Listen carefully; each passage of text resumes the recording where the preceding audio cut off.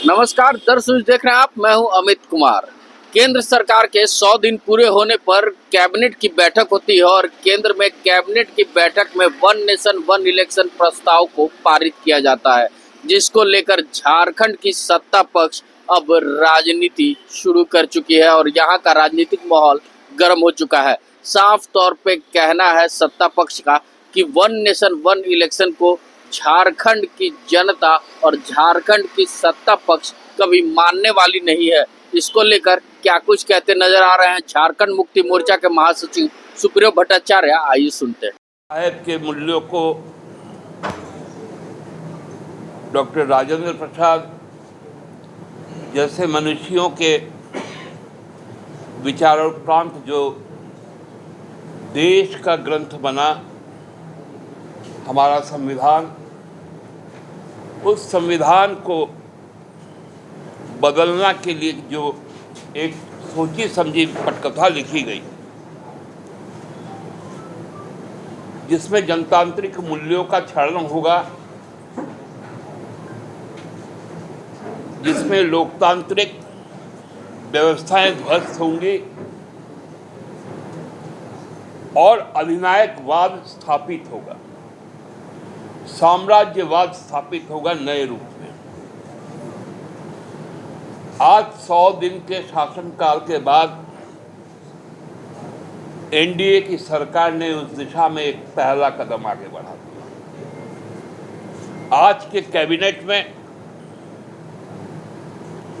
इस देश में वन नेशन वन इलेक्शन के प्रस्ताव जो पूर्व राष्ट्रपति रामनाथ कोविंद जी के अध्यक्षता में एक कमेटी गठित की गई थी, उस रिपोर्ट को लागू कर दिया गया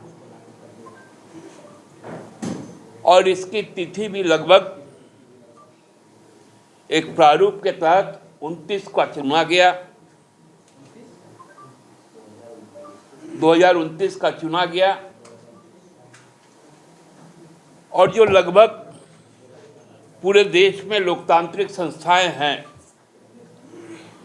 देश की लोकसभा, राज्यसभा, विधानसभा, विधान परिषद, जिला परिषद, ग्राम पंचायत और उसके साथ साथ जो नगर निगम, नगर पालिका, नगर पंचायत, नगर परिषद, लगभग 25 लाख जनप्रतिनिधियों को चुनकर 150 करोड़ के इस पूरे देश में लोगों का प्रतिनिधित्व ये 25 लाख जनप्रतिनिधि करते हैं। उनके अधिकारों पर सीधा सीधी वार किया गया। जो हम कह सकते हैं कि जो आदिवासी जो परंपरा है, जिसमें सामुदायिकता, सामूहिकता इसके मूल में है और जो वैशाली जहां जनतंत्र की स्थापना हुई, उस पूरे परंपरा पर यह कुठाराघात है और ये असंभव और अतार्किक है। हम लोग सब जानते हैं, हमारे जो संविधान में जो वर्णित है, जो सरकार की व्यवस्थाएं वर्णित है, कि जो सदन के अंदर में जिनकी सबसे ज़्यादा, जिन गोष्ठी की, जिन राजनीतिक दल की जो सबसे बड़ी संख्या होगी, बहुमत होगी, उनकी सरकार बनेगी, वो शासन चलाएगा। लेकिन उसके विरुद्ध एक विपक्ष भी होगा जो समय समय पर सरकार की आलोचनाएं भी करेंगी और जनहित के मुद्दों को सामने लाएंगे और वो सारा प्रक्रिया समाप्त करने की दिशा में, क्योंकि यही भारतीय जनता पार्टी निर्वाचित सरकारों को, उनके अधिकारों को काटती है, सरकारें तोड़ती है, दल को तोड़ती है और अपने साथ या तो खरीद फरोख्त कर या प्रलोभन देकर या उनको सत्ताशी कर या उन पर मुकदमा लाद कर उनको अपने तरफ ले लेती। ये व्यवस्था उस ओर बढ़ रहा है। तो अभी आपने देखा कि वन नेशन वन इलेक्शन को लेकर सत्ता पक्ष कैसे विरोध करते नजर आ रही थी। वहीं अब सत्ता पक्ष का कहना है कि इससे जो जनता के बीच में जो चुनाव का तनाव होता था वो तनाव और ज़्यादा बढ़ जाएगा। लेकिन ये वन नेशन वन इलेक्शन का जो प्रस्ताव पारित हुआ है वो केवल बीजेपी संविधान को बदलने की कोशिश कर रहा है। तो इसको लेकर अब भारतीय जनता पार्टी के नेता क्या कुछ कहते नजर आ रहे हैं वो हम सुनाते हैं आपको। पूछना बताना। ये वन नेशन वन इलेक्शन को लेकर लगातार जेएमएम विरोध कर रही है, कांग्रेस भी इसका विरोध करते नजर आ रही है। कह रही है कि ये फिर से एक बार संविधान बदलने की कोशिश कर रही है। अरे वे एक साथ चुनाव है और 1967 के पहले तो एक साथ ही चुनाव हो रहा था देश में। बाद के दिनों में चुनाव को अलग अलग किया तो कांग्रेस पार्टी ने किया। चुनी हुई सरकार को उन्होंने बर्खास्त कर दिया और फिर सब समय और सब सिस्टम गड़बड़ाया। ये तो कांग्रेस जानबूझ करके गड़बड़ कराया।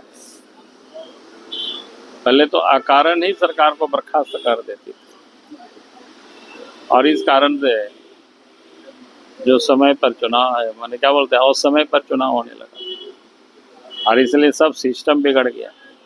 आज देश के प्रधानमंत्री नरेंद्र मोदी जी चाहते हैं कि भाई एक साथ चुनाव हो, समय की बचत होगी, पैसे की बचत होगी और काम में तेजी आएगी ताकि हर साल चुनाव में लोग लगे रहे। अब राज्यों में आप देखिए कभी नगर निगम के चुनाव होता है, कभी ग्राम पंचायतों के चुनाव होता है, कभी विधानसभा के चुनाव होता है।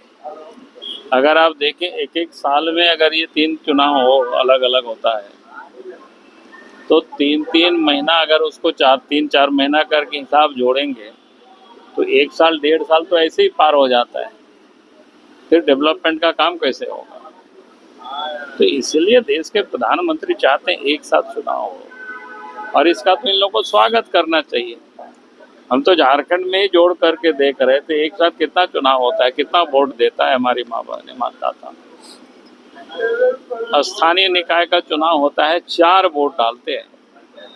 एक वोट डालते हैं वार्ड के सदस्य के लिए, दूसरे वोट डालते हैं पंचायत समिति के सदस्य के लिए, तीसरा वोट डालते हैं मुखिया के लिए और चौथा वोट डालते हैं जिला परिषद के लिए।